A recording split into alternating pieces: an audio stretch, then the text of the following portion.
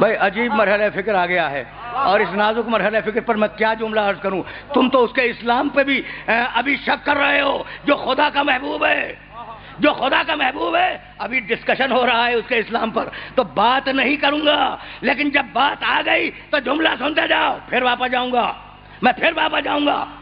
ایک دن محمد گم ہوئے، بھائی سننا خدا کی قسم، اور یہ چھوٹا تھا واقعہ، میں واقعات بیان کرنے کا عادی نہیں ہوں، لیکن جب واقعہ آ گیا ہے نا تو سنتے جاؤ، اور یہ واقعہ تمہیں بہت کام دے گا۔ ایک دن ایسا ہوا مکے میں کہ نبی گم ہو گئے۔ اچھا بھائی سنو گے؟ دیکھو اس زمانے میں جب رسول گم ہوئے تھے تو مشرکوں نے سازش کی تھی کہ اگر محمد اکیلے مل جائیں انہیں قتل کر دو، ٹھیک؟ ابو طالب نے رسول کے ساتھ رہنا شروع کیا 24 گھنٹے۔ ایک دن ایسا ہوا کہ ابو طالب گھر میں رہ گئے، رسول باہر چلے گئے اور رسول گم ہو گئے۔ دوڑے ہوئے لوگ آئے اور کہا ابو طالب تمہارا بھتیجا گم ہو گیا ہے۔ بس یہ سننا تھا، بھائی سننا، یہ واقعہ تمہیں ہدیہ کر رہا ہوں اور کہیں لے جاؤں گا، آرام سے اس واقعے کو سن لینا۔ ابو طالب تمہارا بھتیجا گم ہو گیا، بس یہ سننا تھا کہ سارے بنی ہاشم کے جوانوں کو بلایا، اور بلانے کے بعد کہا اپنی تلواریں لاؤ۔ بنی ہاشم کے جوان تلواریں لائے، کہا دیکھو اپنی آستینوں میں چھپا لو ان تلواروں کو، اور یہ جو مکے کے چہار دیواری میں بڑے بڑے مشرک سردار بیٹھے ہیں نا، ان کے پہلو میں جا کے بیٹھ جاؤ۔ جوان بیٹھ گئے، اپنے غلاموں کو بلایا، ابو طالب نے اپنے غلاموں کو بلایا، کہا اپنے نیم کے لاؤ چھوٹی تلواریں، اپنی آستینوں میں رکھو، اور یہ جتنے مشرک سردار بیٹھے ہیں ان کے پہلو میں بیٹھ جاؤ، اور دیکھو میں جا رہا ہوں اپنے بھتیجے کی تلاش میں، اگر اسے لے کے آ جاؤں تو ان مشرکوں سے کچھ نہ کہنا، اور اگر میں اکیلا ہوں تو سمجھنا کہ محمد قتل ہو گیا، کچھ پوچھنے کی ضرورت نہیں ہے، تلواریں نکالنا ان کے سینوں میں پیوست کر دینا۔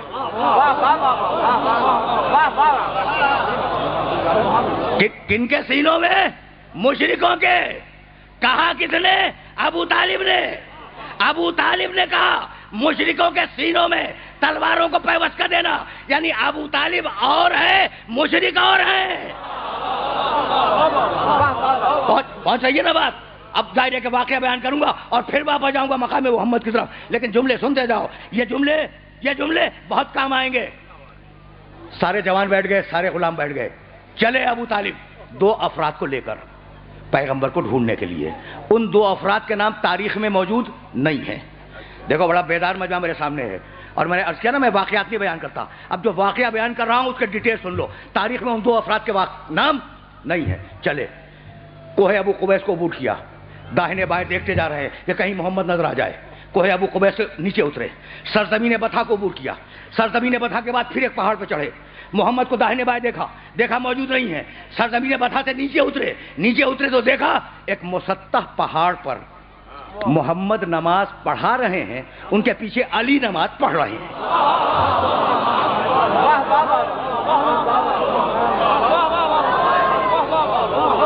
سنتے جاؤ، اس لیے کہ نتیجہ نکالوں گا میں، اس واقعے سے نتیجہ نکالوں گا۔ محمد نماز پڑھا رہے ہیں، علی پیچھے کھڑے ہوئے نماز پڑھ رہے ہیں۔ اب میں پوچھوں اپنے سارے سننے والوں سے کہ گم تو دونوں ہوئے تھے، محمد بھی گم ہوئے، علی بھی گم ہوئے، لیکن ابو طالب علی کی تلاش میں نہیں گئے۔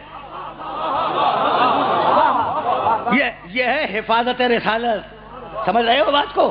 علی کی تلاش میں نہیں گئے تھے، تلاش میں گئے تھے محمد کی۔ کھڑے رہے جب تک رسول نماز پڑھتے رہے، ابو طالب کھڑے رہے اپنے 2 ساتھیوں کے ساتھ۔ ادھر رسول کی نماز تمام ہوئی اور ادھر ابو طالب دوڑتے ہوئے محمد کے پاس گئے اور ہاتھ تھاما، اور ہاتھ تھامنے کے بعد کہا بھتیجے تو جانتا ہے کہ اگر آج تو نہ ملتا تو میں مشرکوں کا حشر کیا کرتا؟ کہا چچا نہیں معلوم۔ کہا روئے زمین کے ایک ایک مشرک کو چن کر ہلاک کر دیتا۔ سنے جاؤ، اس لیے کہ یہ واقعہ تمہیں نتیجہ دے گا۔ روئے زمین کے، مکے کے نہیں، روئے زمین کے ایک ایک مشرک کو چن کر میں ہلاک کر دیتا۔ ابھی ابو طالب اور رسول کی باتیں ہو رہی ہیں۔ اچھا چھوٹا بچہ بھی تو ساتھ ہے نا علی؟ وہ جو 2 افراد گئے تھے انہوں نے علی کو اپنے قریب بلا لیا۔ دیکھو تم اپنے شہر میں بھی جب کسی چھوٹے بچے سے بات کرتے ہو تو اس کے لیول پہ اتر کے بات کرتے ہو، ہے نا؟ بچوں سے بچوں جیسی بات ہے۔ اب انہوں نے علی کو بچہ سمجھا، کہا میاں ذرا قریب آنا۔ علی قریب آ گئے، کہا یہ تم کیا کر رہے تھے؟ رسول کے پیچھے نماز پڑھ رہے تھے نا، کہا علی یہ تم کیا کر رہے تھے؟ جانتے ہو بچے نے جواب کیا دیا؟ کہنے لگا، بچہ کہنے لگا میں وہ کر رہا تھا جو میرا رسول کر رہا تھا، میں وہ کر رہا تھا، میں وہ کر رہا تھا جو میرا رسول کر رہا تھا۔ کہا تمہارا رسول کیا کر رہا تھا؟ کہا اللہ کی نماز پڑھ رہا تھا، میرا رسول اللہ کی نماز پڑھ رہا تھا۔ تو ایک مرتبہ شوخی میں، بچوں جیسی باتیں، شوخی میں علی سے کہنے لگے کہ تم نے نماز پڑھنے کے لیے، اللہ کی نماز پڑھنے کے لیے اپنے باپ ابو طالب سے اجازت لے لی تھی؟ تم نے نماز پڑھنے کے لیے اللہ کی اپنے باپ ابو طالب سے اجازت لے لی تھی؟ بس جیسے ہی سوال ختم ہوا بچے نے جواب دیا کہ اللہ نے مجھے پیدا کرنے کے لیے کیا میرے باپ ابو طالب سے اجازت لی تھی؟ بس سننا بھائی، سنتے جاؤ۔ ابو طالب یہ جواب سن کر مسکرائے اور مسکرا کے کہنے لگے ابو طالب کا بیٹا ہے، ابو طالب کا بیٹا ہے۔ یہ کہہ کر محمد کا ہاتھ تھاما، ساتھ چلے، سرزمین بطحا کو عبور کیا، کوہ ابو قبیس کو عبور کیا، مکے کی چہار دیواری میں آئے۔ وہ جو بڑے بڑے مشرک سردار بیٹھے تھے انہوں نے ابو طالب کے چہرے پر جلال دیکھا۔ اس مرحلے کے لیے میں نے زحمت دی تھی، اس پورے واقعے کی۔ ابو طالب کے چہرے پر جلال دیکھا۔ وہ بڑے بڑے سردار، مشرکوں کے سردار کہنے لگے کہ اے سردار بنی ہاشم، یہ تمہارے چہرے پر جلال کیسا؟ یہ جلال کیوں ہے؟ ابو طالب نے کہا بتاؤں کہ میرے چہرے پر جلال کیوں ہے؟ یہ کہہ کر بنی ہاشم کے جوانوں کو اشارہ کیا، تلواریں نکالو۔ بنی ہاشم کے جوانوں نے تلواریں نکالی، اپنے غلاموں کو اشارہ کیا، نیمچے نکالو۔ جوانوں نے نیمچے نکالے۔ کہا میں گیا تھا اپنے بھتیجے محمد کی تلاش میں، اگر محمد نہ ملتا تو یہ ساری تلواریں تمہارے سینوں میں پیوست ہو جاتی۔ یہ کہہ کر ابو طالب نے ایک شعر پڑھا اور اس شعر کو اپنے سننے والوں کی خدمت میں ہدیہ کر رہا ہوں۔ علم تعلمو، کس سے کہہ رہے ہیں؟ مشرکوں سے۔ علم تعلمو انا وجدنا محمدن نبیا کموسیٰ خط ذالک فی الکتب، کیا تمہیں نہیں معلوم، مشرکو تمہیں نہیں معلوم کہ ہم نے محمد کو موسیٰ جیسا نبی پایا؟ ہم نے بھائی سننا ابو طالب کا شعر سننا۔ علم تعلمو انا وجدنا محمدن، کیا تمہیں نہیں معلوم ہم نے پایا محمد کو نبی موسیٰ جیسا، خط ذالک فی الکتب، اور ہم نے اس محمد کا تذکرہ پرانی مقدس کتابوں میں، توریت میں، انجیل میں، زبور میں پڑھا ہے۔ ایک شعر میں 3 ایمان، محمد پہ ایمان، موسیٰ پہ ایمان، آسمانی کتابوں پہ ایمان۔ بھائی بہت توجہ رہے بھائی، یہی لانا تھا سارے سننے والوں کو۔ ابو طالب نے کہا علم تعلمو، پھر سننا، علم تعلمو انا وجدنا محمدن نبیا کموسیٰ۔ ابو طالب نے کہا محمد موسیٰ جیسا نبی، محمد موسیٰ جیسا نبی۔ اب جملہ سنو گے اور اگر جملے کو یاد رکھ سکو تو یاد رکھنا۔ ابو طالب نے اپنے شعر میں کہا محمد موسیٰ جیسا، اور سورہ مزمل میں قرآن نے کہا انا ارسلنا الیکم رسولا شاہدا علیکم کما ارسلنا الی فرعون رسولا۔ قرآن میں آیت بنی محمد موسیٰ جیسا، تو ابو طالب نے پہلے کہا، قرآن نے وہی جملہ بعد میں کہا۔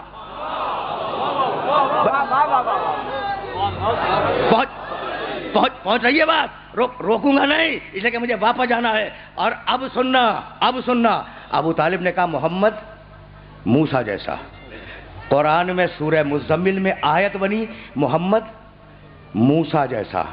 اچھا یہ بتاؤ کہ یہ جملہ ابو طالب کا تھا، لیا قرآن نے، یا جملہ قرآن کا تھا، لیا ابو طالب نے؟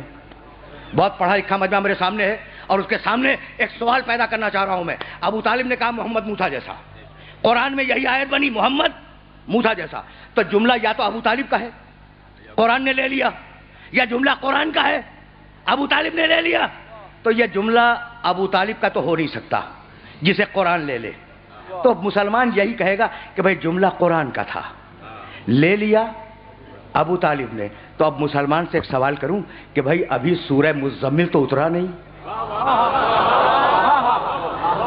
پہنچ گئی بات میرے محترم سننے والوں تک؟ ابھی سورہ مزمل تو اترا نہیں، تو یہ ابو طالب کو آیت کی خبر کیسے ہو گئی؟ بھئی ہے نا سوال؟ تو بس اتنا معلوم کرو کہ نزول سے پہلے قرآن تھا کہاں؟ تو قرآن تھا لوح محفوظ میں. تو اب ابو طالب کے اسلام پہ بات نہ کرنا، بات اس پر کرنا کہ جیسے محمد لوح محفوظ پڑھتے تھے ویسے ان کا چچا ابو طالب لوح محفوظ پڑھتا تھا. بھائی بہت توجہ رہے، بہت توجہ رہے، اس لیے کہ تمہید میں رکنا نہیں ہے، کہیں جانا ہے. تو ابو طالب نے کہا محمد موسیٰ جیسا. سن لیا نا؟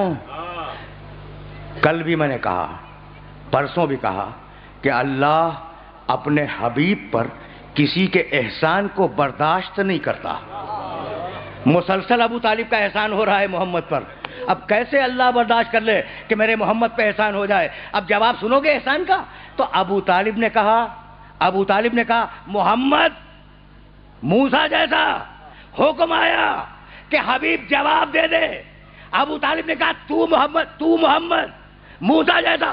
تو کہہ دے ابو طالب کا بیٹا ہارون جیسا.